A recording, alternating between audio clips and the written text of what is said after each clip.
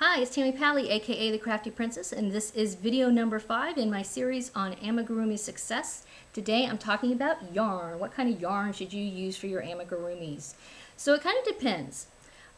Most of the toys that I make are actually given to kids to play with.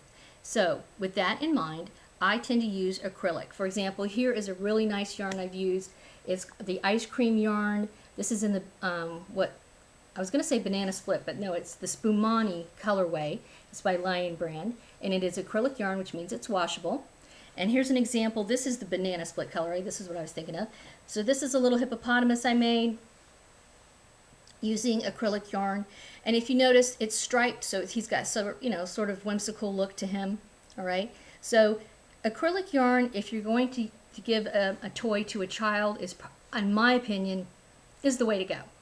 You want something that if this guy gets dirty, and this little ribbon, by the way, just comes off, but if this guy gets dirty, you can throw him in the washer because he's acrylic. And there's just polyfill in here, so again, he's washable. Now, if you're going to make something for somebody that's a little special, like maybe, for example, somebody made me this, which is a knitted amigurumi, and I don't think this is acrylic. Okay, I think the body is wool from how it feels to me, but you know, I don't play with this guy. He sits on my desk and he's really cute. Okay, so she doesn't have to worry about, you know, a little kid playing with this and getting it dirty. This was something I got in a swap that I did through Ravelry. So if you're going to make something for an adult, and there's nothing wrong with making amigurumi toys for adults, then yeah, you might want to crank it up a little notch and use nicer yarn, something that you don't have to worry about the person washing. Now, as far as what type of acrylics to use, here is one I made using Red Heart's soft yarn. I know that there's a lot of people actually out there who like to use Red Heart Super Saver for amigurumis.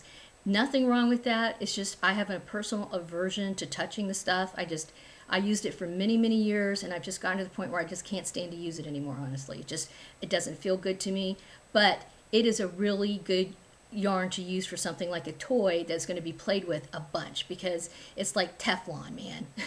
You know, if you made a teddy bear out of Red Heart Super Saver, that teddy bear is going to last no matter what happens. I prefer something a little softer. That's why I said if you go with the same company, Red Heart, they have a brand called Soft, and it's Red Heart Soft, I believe it's just Red Heart Soft, and that's another good option. Another one that I like to use as far as baby yarn goes is the Burnett Ombre colors. Again, you end up getting a nice combination of colors without having to change the yarn at all, and it's nice and soft because it's baby yarn. Now, when you do start changing the type of yarn, you do have to pay attention. Obviously, something like this is thinner than something like this. So even though these are the same exact patterns, because I used thinner yarn here, I went down to a size G hook, and this is a size H, which is, both of these are patterns from the Woodland Animal series that is part of a Craftsy class taught by Stacy Truck of Fresh Stitches, by the way. So pay attention to that. Another yarn that I would suggest that I actually used for this guy is Knit Picks Brava. It is also an acrylic yarn, comes in a huge number of colors, which is wonderful, and it's quite soft, really enjoyable to work with, especially compared to other types of yarn.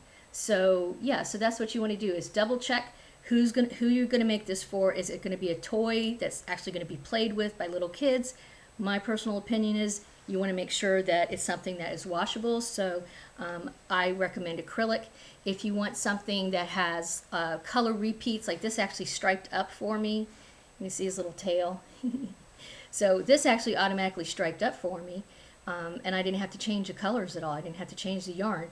Then, you know, maybe something like this. If you prefer something that looks a little bit more like, you know, the real thing, then go with the solid colors and just change, you know, little pieces of the snout and the nose or whatever it is that you're making. So yeah, that's what I suggest as far as picking out a type of yarn that you're going to use.